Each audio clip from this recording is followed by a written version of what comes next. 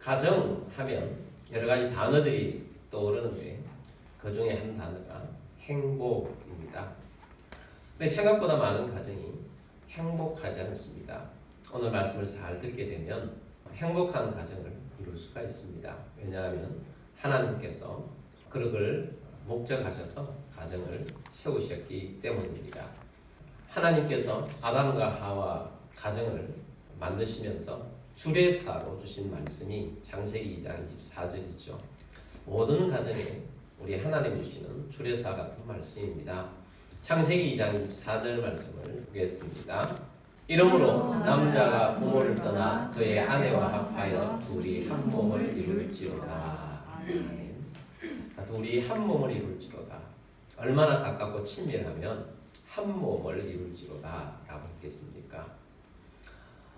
가정은 한 몸을 이루도록 하나님께서 만드셨습니다. 이것은 친밀함이죠. 하나님은 친밀함을 위해서 가정을 창조하셨고 얼마나 친밀함에 따라서 행복하냐, 행복하지 않느냐 결정이 되어지는 것입니다. 최초는 참 친밀했어요. 그러나 아담이 죄를 짓고 난 다음부터는 이 친밀함이 변했습니다. 하나님께서 네가 왜 선악을 알게 하는 나무의 열매를 먹었느냐 이렇게 물었을 때 아담이 저 여자 때문입니다. 그렇게 이야기했다고요. 얼마나 정떨어지겠습니까? 친밀함이 싹 사라지는 거죠. 우리가 예수를 믿고 난 다음에 회복해야 할 것이 바로 이런 것입니다. 우리가 죄 용서를 받고 하나님 안에서 우리가 살게 되었지 않습니까? 그래서 죄 용서를 받았는데 우리의 삶 속에 아담 때문에 우리 속에 하나님이 주시고자 했던 그런 복을 빠져나가는 것들을 다시 찾아와야 돼요. 그 중에 하나가 친밀함이라는 것입니다. 네 가지 방면에 대해서 친밀함에 대해서 오늘 말씀을 드리고자 합니다. 첫 번째는 영적인 친밀함입니다. 영적인 친밀함은 매우 중요합니다. 우리 친밀함에 있어서 가장 기본적이고 기초라고 볼 수 있습니다. 이 친밀함을 기초는 이미 제가 오늘 세 번째라고 그랬잖아요. 첫 번째, 두 번째 이것을 잘하면 영적인 친밀함이 이루어질 수 있습니다. 2주 전에 제가 말씀드렸습니다. 첫 번째는 무엇이었는가? 하나님은 동력하도록 가정을 세우셨다라는 말씀을 드렸어요. 하나님은 아담과 하와를 만드시고 생육하고 번성하고 땅에 충만하라, 정복하라, 다스리라 라는 말씀을 주셨어요. 그럼 우리 하나님께서 우리 인간에게 주신 사명인 것입니다.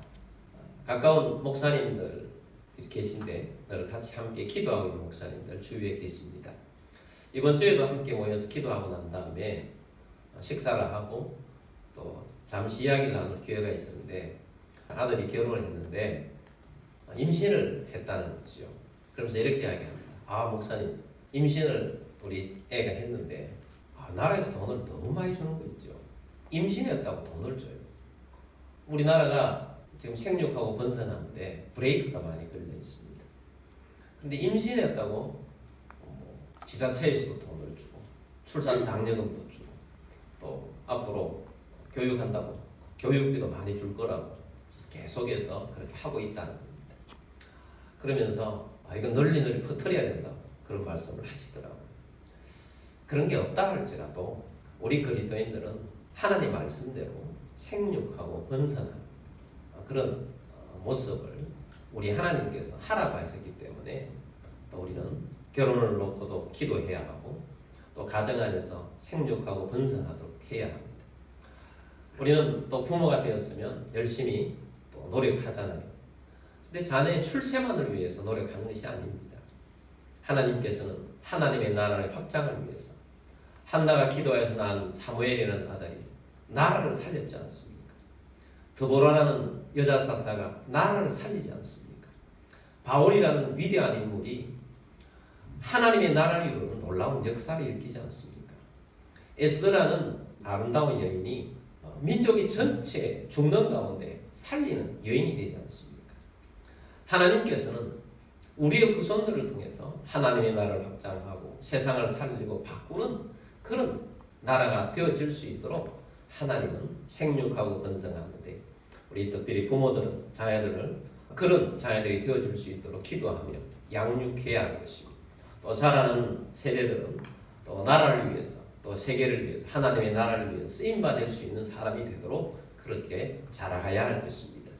그래서 가정은 그 일을 놓고 우리의 삶이에요. 생육하고 하는 우리의 삶이잖아요. 생육하고 번성하고 우리 열심히 돈을 벌고 가족과 함께 살아가는 전부 우리의 삶이지 않습니까? 자, 이 삶에 하나님이 본래 우리에게 주셨던 목적이었어요. 그래서 우리는 함께 이 일에 동력하면서 살아가는 사람들이다 하는 것입니다. 함께 열심히 살아가면 다른데 눈 돌릴 겨를이 없어요. 죄에 눈 돌릴 겨를이 없는 것입니다. 그래서 열심히 살아가다 보면 그 안에서 친밀함이 되어지는 것입니다. 그리고 지난주에는 두 번째 말씀을 드렸어요. 연합, 하나됨. 하나님 이것을 위해서 가정을 세우셨다는 것입니다. 연합이 잘 될 수 있는 것은 함께 동일한 믿음을 가지는 것입니다. 우리는 예수 안에서 동일한 믿음을 가지고 함께 나아가는 것입니다. 여러분 살다 보면 우리가 갈등 요소가 많지 않습니까? 근데 가치관이 다르면 갈등하기도 쉽고 갈등 해소하는 것도 너무 어렵습니다. 근데 같은 믿음을 가지고 있으면 좀 갈등이 있다 할지라도 쉽게 해결할 수가 있는 것입니다. 그래서 우리는 하나됨, 연합됨 이런 가운데에서 친밀함이 있는 거죠. 여러분 그런 느낌을 한 번씩 받아보셨습니까? 잘 모르는 사람인데 처음 만났는데 그 사람이 예수 잘 믿는 사람이라고 소개를 받았다. 그럼 갑자기 마음이 확 가까워지는 느낌 받아보신 적 있습니까? 저는 굉장히 많이 느껴요. 연예인들 중에서도 그냥 이렇게 봤다가 저 사람 예수 진짜 잘 믿는다 그러더라. 그럼 다시 한번 보게 되고 갑자기 마음이 확 가까워져요. 마음이 가까워지는 것 친밀감 아니겠습니까? 제가 1년에 한두 차례씩 기도원에 가서 금식 기도도 하고 또 기도를 하고 올 때가 있었습니다. 근데 가면 혼자 방을 배정하지 않고 잘 모르는 목사님과 함께 한 방을 씁니다. 근데 처음 봤잖아요. 처음 봤는데 금방 이야기하는 요소가 비슷하고 무슨 기도를 하러 왔는지 어떤 교회를 어떻게 하고 있는지 이야기를 하고 또 서로 기도를 해주고 그럼 얼마나 가까워지는지 몰라요. 처음 봤는데. 그리고 내가 기도하러 간 제목을 그분이 하나님으로부터 응답받아서 목사님 제가 목사님의 기도에 대한 응답 오늘 받아왔습니다. 그리고 얼마나 놀라워요. 굉장히 가까워지는 거죠. 그러니까 함께 한 믿음을 가지고 신앙생활을 한다는 것은 굉장히 가까워지는 것입니다. 잘 모르는 사람들이 이렇게 함께 한 믿음을 가졌다고 했을 때 친밀함이 생기는데 함께 살아가고 있는 가정 공동체가 예수님을 주로 모시고 함께 신앙생활을 해간다는 것이 얼마나 친밀한 가정이 되어지겠습니까? 그런 면에 있어서 이 영적인 친밀함 안에 들어가기 위해서 사는 것은 우리 친밀함 속에 들어가는 필수라는 것입니다. 이건 선택이 아닙니다. 가장 기초적인 것이요. 가장 중요한 이 바탕 위에서 우리는 친밀함을 이루어갈 수가 있는 것입니다. 아무리 세상에서 일시적으로는 굉장히 가깝고 친밀하고 이런 사람들이 생길 수가 있어요. 갑자기 그분이 생각나네요. 한때 어떤 부인이 주도를 해가지고 매년마다 결혼식을 한다고 해서 그게 이슈가 돼가지고 같은 사람하고 결혼식을 하는 거예요. 자기 남편하고 매년 결혼식을 한대요. 그래가지고 TV에 나왔는데 정말 행복하다고 이야기를 해줘요. 얼마 있지 않아서 헤어졌다는 뉴스가 나왔어요. 일시적으로 또 노력하여서 어느 정도까지 될 수 있지만 가장 기초적인 것은 영적인 것, 영적인 친밀감이 기초다 하는 것입니다. 두 번째는 정서적인 친밀함입니다. 정서적인 친밀함을 느끼는 것을 친밀감이라고 말하죠. 한 가족이 한 육체, 한 가정 안에서 육체가 이렇게 살아가고 있지만 정서적인 친밀함이 없으면 굉장히 불편합니다. 만약에 갈등이 있었잖아요. 그럼 갈등이 있어서 해결하기 전까지는 한 집안에서도 얼마나 불편합니까? 정서적으로 서로 친밀한 것. 그래서 굉장히 중요합니다. 정서적인 친밀함은 마음과 마음이 통하는 것입니다. 마음과 마음이 통하는 그 사이가 된다는 것이 얼마나 중요합니까? 이 정서적인 친밀함이 있을 때 그 다음 과정이 이어지는 것입니다. 근데 이 정서적인 친밀함이 있기 위해서는 가족 구성원들이 다 열심히 살아야 되겠죠. 열심히 사는 중에 가장 중요한 역할을 하는 사람이 있습니다. 가장 중요한 역할을 누가 해야 할까요? 일반적으로 우리 대한민국 사회에서는 중요한 역할을 어머니들이 많이 하는 것 같아요. 근데 성경적으로는 아버지가 제일 중요합니다. 왜냐하면 하나님께서 아버지를 집안의 제일 리더의 자리로 주셨기 때문입니다. 그리고 아버지는 보이지 않는 하나님 아버지의 속성을 그 가정에 드러내도록 하나님께서 아버지라는 지위를 주신 것입니다. 그런데 우리 대한민국은 오랫동안 유교문화권에 있었기 때문에 대체적으로 아버지들이 권위적입니다. 아버지의 권위는 정말 중요합니다. 아버지의 권위가 있어야 합니다. 권위까지 무너지면 안 돼요. 근데 권위적이어서는 안 된다는 것입니다. 우리 예수를 믿게 되면요, 하나님 아버지의 사랑을 받은 아버지들이 하나님의 사랑을 가정 안에서 나타내는 거예요. 하나님은 공의와 사랑이 있었잖아요. 근데 엄격하기만 하고 사랑이 없는 아버지의 모습은 그 가정을 친밀함으로 이끌지를 못합니다. 감사하게도 저희는 가정 자체가 다 믿음이 좋은 부모님들이세요. 그래서 저희 아버지도 그렇고 우리 장인 어른도 그렇고 하나님의 사랑을 가정 안에 잘 나타냈던 것 같아요. 저희 아버지는 희생의 아이콘입니다. 산골에 저희는 자리를 잡아서 살아셨거든요. 근데 제가 장남인데 초등학교 2학년 마치고 3학년 될 때 저희가 산골에서 학교가 너무 멀었어요. 조그마한 학생이 너무 멀어서 다녔는데 저희 아버지가 결단을 내리셨어요. 교육을 위해서. 저희 어머니하고 나하고 둘만 도시로 내보내서 교육을 따로 시킨 거죠. 제 동생들, 어린 동생들은 아버지가 키우셨어요. 그리고 어린 동생들이 초등학교 갈 때 되면 도시로 내보냅니다. 얼마 있지 않아서 아버지 혼자 산골에서 남으신 거예요. 삶을 위해서, 뒷받침하기 위해서. 그래서 저는 지금도 존경하는 1위는, 제 마음속 1위는 저희 아버지입니다. 아버지의 희생, 아버지의 사랑. 많은 대화를 하지 않았지만 그냥 희생하신 것만으로도 그냥 너무 존경이 되는 거예요. 그 아버지가 계셨기 때문에 오늘의 내가 있다 라는 마음을 가지고 있습니다.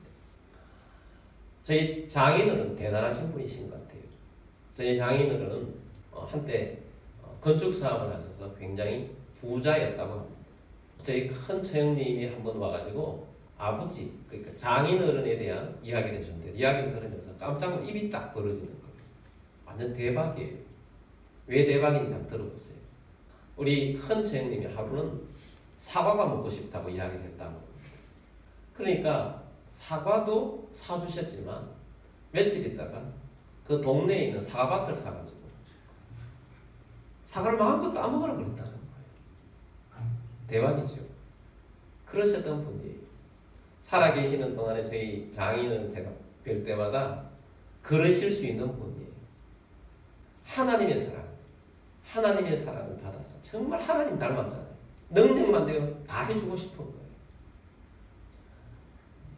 이게 아버지의 역할이 되다 보니까 가정 안에서 아버지가 어떻게 하느냐에 대해서 가정의 친밀감이 굉장히 달라진 것입니다. 우리 대한민국에는 어머니들이 참 대단한 것 같아요. 아버지들이 잘 못한 것들을 어머니들이 잘 감당해서 이 대한민국이 지금까지 잘 버텨오는 그런 것도 많은 것 같습니다. 그런데 아버지의 역할은 참 중요했죠. 한국의 아버지들이 얼마나 잘못하는 아버지들이 많은지 저는 잘 몰랐었습니다. 한 번은 제가 목사님들이 모인 세미나에 갔는데 첫 번째 강좌가 아버지에 대한 강좌였어요. 강의를 하시고 강사님이 소그룹으로 모이라는 것입니다. 그래서 소그룹은 한 12명이 우리 그룹에 모였습니다. 전부 초면이에요. 아버지에 대해서 한마디씩 하라는 겁니다. 돌아가면서 아버지에 대해서 한마디씩 하는데 정말 깜짝 놀랐어요. 권위적인 아버지 이야기만 들었지 비합리적이고 너무 폭력적인 아버지 너무 많은 거예요. 저는 그때 들으면서 놀랐습니다. 어떤 사람, 어떤 목사님 그렇게 합니다. 저희 아버지는요, 집안에 어머니 나가지고 이제 옛날에는 그 주겁을 받아왔다는 겁니다. 주겁을 받아서 열심히 밤을 새워서 돈 벌려면 그 주겁 받는 날 알아서 들어와가지고 어머니를 때리고 다 가지고 나가서 또 술 마시고 그런다. 또 술 마시고 또 들어가서 자기를 꿀 앉혀놓고 했던 말도 하고 했던 말도 하고 좋다고 또 때리고 밤새도록 그랬다는 거예요. 또 어떤 목사는 그렇게 이야기합니다. 시골 마을에서 자랐는데 엄마가 저녁 때 돼서 아버지 찾아오라 그러면 아버지 찾아오라 어디로 가느냐? 술집에 간다. 술집 아가씨 품에 안겨 있는 아버지 밥 먹으러 오라 그러는데요. 그래서 데려왔다는 거예요. 그런 이야기를 하는데 참, 야, 저런 아버지들도 있구나. 그 이야기를 들으면서 나는 좋은 아버지였다고 이야기하기가 참 미안한 거예요. 그렇지만 저는 저희 아버지 가장 존경합니다 하고 이야기를 한 적이 있습니다. 가정에 이런 가정 친밀함에 있는 가정 안에서 자라난 사람들은 자아상이 건강한 자아상입니다. 그런데 그렇지 못한 사람들은 사랑에 잘못된 사랑에 잘 빠진다고. 이단에 잘 빠지는 사람들 중에 친밀함이 없는 가정에서 자라난 사람들이 이단에 그냥 거짓 사랑에 빠져가지고 허우적대는 거예요.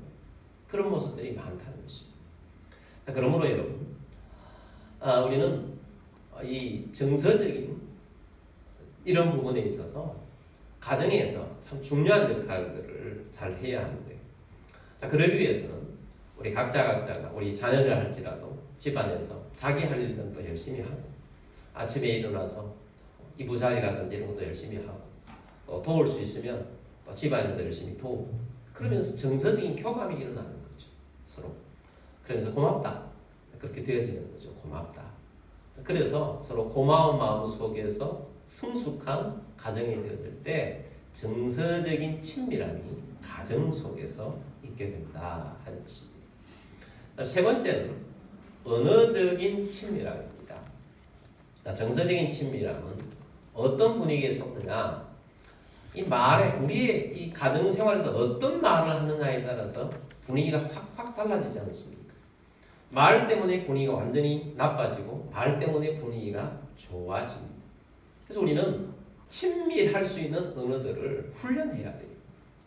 사실 말에 있어서는 완벽한 사람이 없습니다. 저는 예전부터 그런 느낌을 받았어요. 제가 설교자이기 때문에 가끔 말에 대한 설교를 하는데, 말에 대한 설교를 하고 나면 꼭 어려운 일이 생겨요. 내 말 실수 때문에. 말을 했는데 말에 대한 설교를 딱 하고 나는데 나오자마자 바로 실수해가지고 참 내가 이런 사람인가 할 정도의 그런 때가 많아요. 근데 요즘은 좀 덜한 것 같습니다. 근데 이제 우리가 언어 생활을 잘 해야 하는데 이 언어가 굉장히 중요하지 않습니까? 그래서 우리는 이 언어를 잘 해야 하는데 많은 사람들이 이 언어를 생활을 잘 못해서 정서적으로 사람들의 마음을 아프게 하는 그런 경우가 참 많더라는 것입니다. 특별히 부모들은 자녀들을 훈육합니다. 가르치려고 하죠. 자녀들을 가르칠 때 부모들은 보통 무엇에 관심이 많습니까?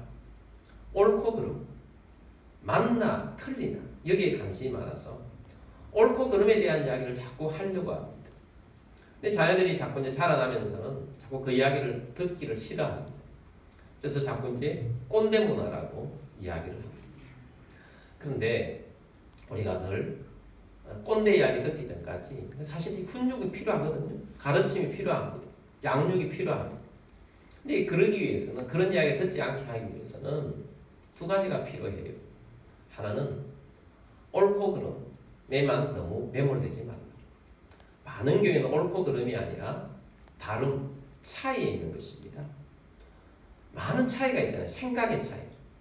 내 생각이 옳다. 근데 자녀 생각도 옳을 수가 있어요. 근데 옳고 그름이 문제가 아니고 문화적 차이가 있잖아요. 세대 간의 차이. 자, 그런 것들은 생각의 다름의 차이라는 것입니다. 근데 그것에 있어서 너무 빨리 이야기하다 보면 반발이 날 수가 있는 거죠. 그리고 공감의 언어를 사용하지 않기 때문에 문제가 생기는 것입니다. 친구가 좋을 때가 있잖아요. 친구가 왜 좋습니까? 친구가 좋은 이유는 말이 통한다는 겁니다.